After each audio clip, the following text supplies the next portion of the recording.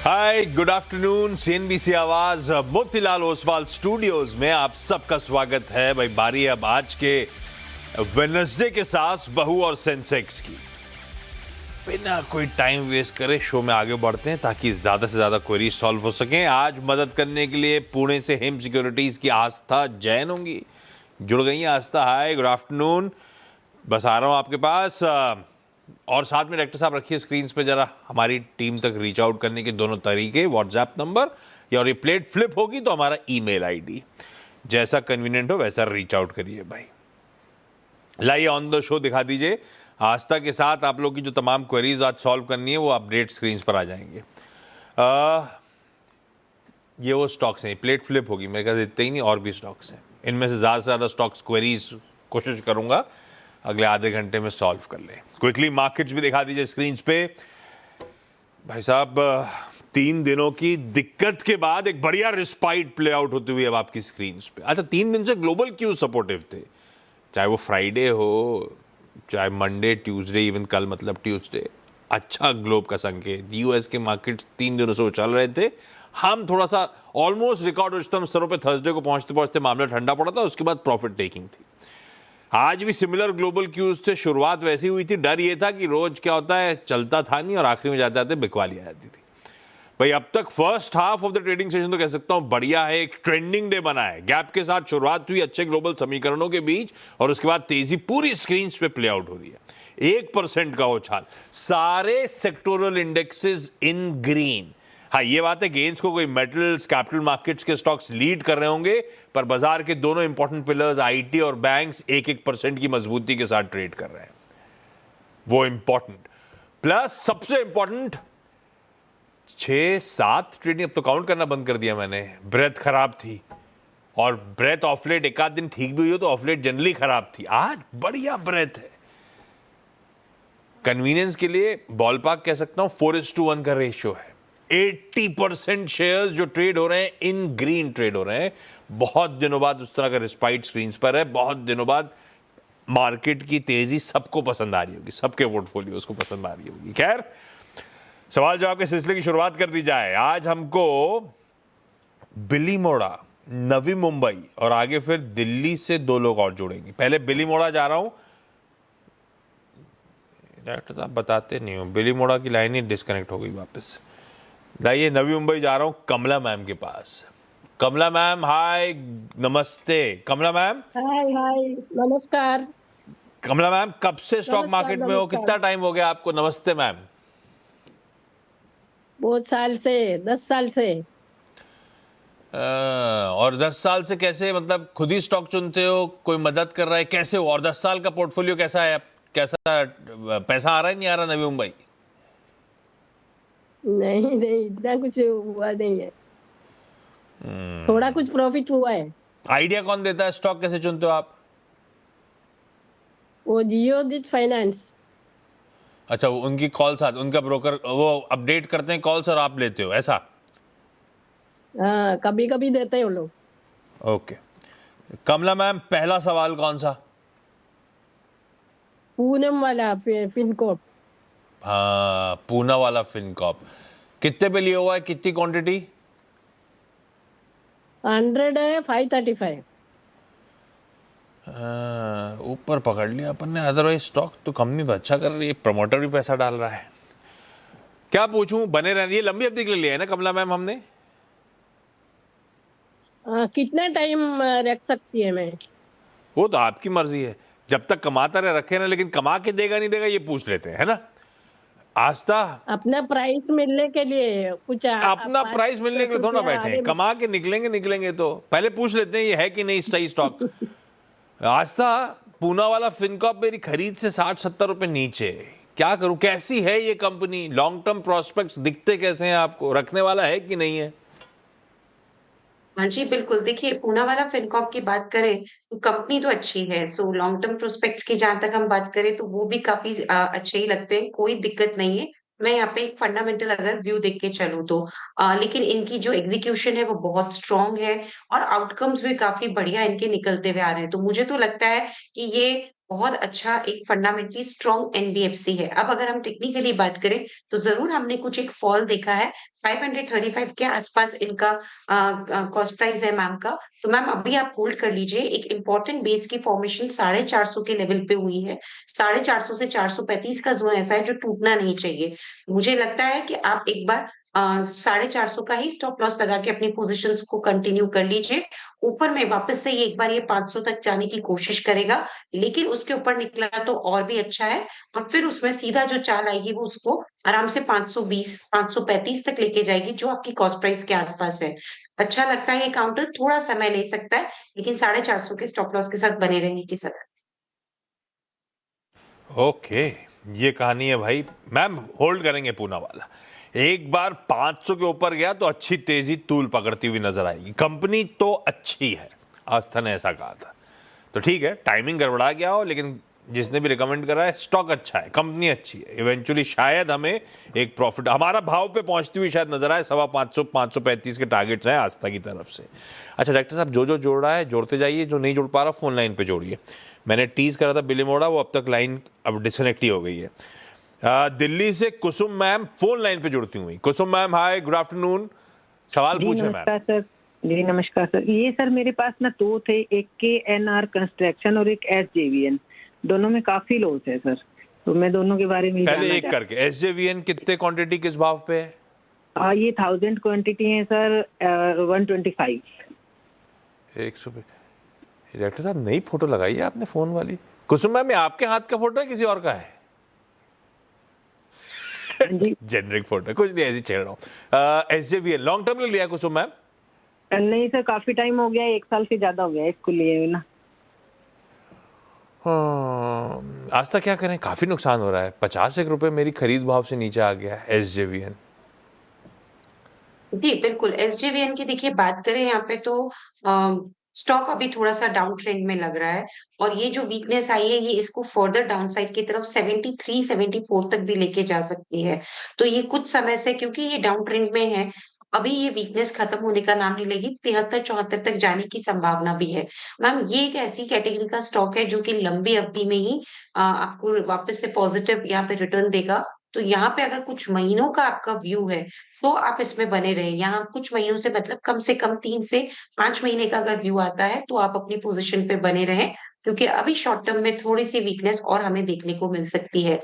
और अगर महीनों का व्यू है, तो 72 के स्टॉप लॉस के साथ होल्ड करने की सलाह रहेगी। एक बार अगर ये किसी भी तरह से ऊपर में 85 का स्तर तोड़ने में कामयाब हो जाता है, 85 से 88 का, तो वापस से तेज़ होता हुआ नज़र आएगा। तो अभी बने रहें, ये मानते हुए कि थोड़ी वीकनेस और आ सकती है। थोड़ी वीकनेस और आ सकती है, उसे झेलना पड़ेगा हमको। वैसे ही हम बहुत लॉस झेले हुए हैं। 72 का स्टॉप लॉस लगा लेंगे और शायद हो सकता है अब रिस्क रिवॉर्ड बेहतर बैठ रहा हो सकता है चले, लेकिन SL जरूर मेंटेन करिएगा। डॉक्टर साहब, ये फोन इमेज जो ये AI जनरेटेड लग रही है, असली नहीं है। AI का सही इस्तेमाल करो यार, है ये इमेज ढूंढ ढूंढ के ला रहे हो आप। वैसे नहीं, ज़्यादा इमेज इस्तेमाल कर लिया तो कहीं मुझे रिप्लेस कर देंगे। नहीं ठीक है, जो कर रहे हैं वो सही है। बिली मोड़ा से माधवी राणा फोन। माधवी मैम, आप तो साक्षात दिखने वाले थे, क्या हुआ? वो कनेक्ट नहीं हो पाया है आज। ये बिली मोड़ा गुजरात में। से ओके माधवी मैम, कोई नहीं, चलता है। अगली बार डॉक्टर साहब 11 बजे से आपके साथ कोशिश करेंगे तो 12:30 तक आप जुड़ जाओगे। डॉक्टर साहब लेट एफर्ट डालते हैं, इसलिए प्रॉब्लम आती है। माधवी मैम, सवाल पहला। मेरा पहला गुड आफ्टरनून सर, मेरा पहला सवाल संवर्धन मदरसन पे है। हाँ, पाएगा लेने का मन है कि लिया हुआ है? Want to buy? लेने का मन है, लॉन्ग टर्म के लिए लेने का मन है। क्यों मन बनाया? मतलब आपने फंडामेंटल कुछ पढ़ा, किसी ने बोला आपको? ये मन बना कैसे संवर्धन मदरसन का? का प्रॉफिट ने किया है। नहीं यार, ये डायरेक्टर की गलती नहीं है। फोन लाइन तक रेंज नहीं आ रही है तो वीडियो की कहाँ से रेंज आएगी, क्वालिटी आएगी? पता नहीं क्या बोला उन्होंने, लेकिन आस्था अगर लंबी अवधि के लिए आज के दिन संवर्धन मदरसन खरीदना हो इस भाव पे, सही चुना स्टॉक मैंने लॉन्ग टर्म के लिए। आप रिकमेंड करोगे खरीदने के लिए या नहीं? तो देखिए ये काउंटर मुझे फंडामेंटली भी अच्छा लग रहा है और टेक्निकली भी अच्छा लग रहा है। तो दोनों स्कूल ऑफ थॉट्स का अगर यहाँ पे एक मिश्रण देखें तो बिल्कुल इसको खरीदना चाहिए। और इसमें अभी 111 के आसपास ये चल रहा है। एक स्टॉप लॉस 101 का लगा के आप ज़रूर इसमें पोज़ीशन बनाइए। जो टारगेट्स हमको इसमें देखने को मिलेंगे वो लगभग यहाँ पे 125 तक के रहेंगे। अच्छा लगता है ये काउंटर और आप इसमें खरीदारी कर सकते हैं लेकिन स्टॉप लॉस के साथ जो कि सुझाया गया है 101 के स्तर। 101 के स्टॉप के साथ होल्ड किया जा सकता है। आस्था, आज पूना में नहीं हो गया आप? नहीं, मैं पूना में ही हूँ। तो बैकड्रॉप बदल क्यों दिया? वो ऐसा क्यों कर दिया, हेजी हेजी सा पीछे आज थोड़ा-सा टेक्निकल कुछ इश्यू है, I will sort out this. थोड़ा बैकड्रॉप चेंज हुआ है, उससे थोड़ा-सा शायद हेज़ी सा लुक आ रहा होगा। नहीं नहीं, तो वो तो टेक्निकल इजी लुक वाला नहीं, मुझे आदत है वो पीछे अलमेरा रहती है अपनी बढ़िया सी, उसके आगे आप बैठते हो, ये वही उसी के आगे बैठे हो क्या? हाँ, बैठी तो मैं उसी के आगे हूँ। जी, बिल्कुल। अच्छा चलिए, दिल्ली से ही अंशिका सलवान जी जुड़ती हुई। Anshika ma'am, good afternoon. Ma'am सवाल पूछें। Hello, good afternoon. मैंने ना एबीबी के शेयर्स लिए थे 5357 पे, तो मेरे पास अराउंड 140 शेयर्स हैं। तो मुझे वही पूछना चाहिए था कि मुझे होल्ड करना चाहिए या मैं निकाल दूं प्रॉफिट पे। प्रॉफिट है कहाँ? जब आए तो निकाल दूं, ऐसा? हाँ जी, मतलब हाँ। आस्था, एबीबी इंडिया क्या करना चाहिए? कैसा स्टॉक? इन वैल्यूएशंस पे कैसी लगती है कंपनी आपको? देखिए, एबीबी की बात करें तो बिल्कुल अभी तो आप इसमें बने रहिए क्योंकि स्टॉक यहाँ पे मेरे को ठीक ही लग रहा है, वैल्यूएशंस के हिसाब से भी ठीक लग रहा है और इनकी खरीद का जो लेवल है वो 5300 के आसपास का है। मुझे लगता है कि हाई प्रोबेबिलिटी है कि एक बार 5306 और उसके बाद 5450 तक जाए, 5450 तक। तो मैम यहाँ पे जो इच्छा रख रही है कि वो मतलब प्रॉफिट में निकलना चाहती है, तो बिल्कुल उसके मौके ये काउंटर देगा क्योंकि 5450 तक जाने की उम्मीद है। होल्ड कर लीजिए मैम इस लेवल पे इस काउंटर को और एक स्टॉप लॉस के साथ होल्ड करिए जो कि अभी तो 5020 के स्तर पे आ रहा है। ओके, ये अंशिका मैम की क्वेरी। नवी मुंबई वापस जा रहा हूं कमला मैम के पास। कमला मैम, अगला सवाल हमारा। स्विगी स्विगी ने 100 लिया है स्विगी। स्विगी खरीदा है आपने 100 शेयर्स, 448 448 रेट है। की बाइंग। ये कहां से आइडिया है? ये भी वो ब्रोकर की तरफ से आया है क्या? वो मैंने खुद लिया। तो आपने कैसे चुना? मतलब चार्ट वार्ट देखते हो, पढ़ते हो, या ऐसी मन कराई स्विगी दिख अच्छा रहा है, हर जगह दिखता है आजकल धंधा? क्या लॉजिक था? ऐसा अच्छा लगा करके ले लिया। हाँ ठीक है, जो आसपास दिखता है, जो चल रहा है, वो लॉजिक भी बैठ जाता है कभी कभी। इस बार नहीं बैठा है। 450 वाला 400 के नीचे चल रहा है। आस्था है बड़ा आजकल वॉलेटाइल ये सारी स्पेस ही। एक तरफे मूव जोमेटो में तो वो भी ठंडे पड़ गए।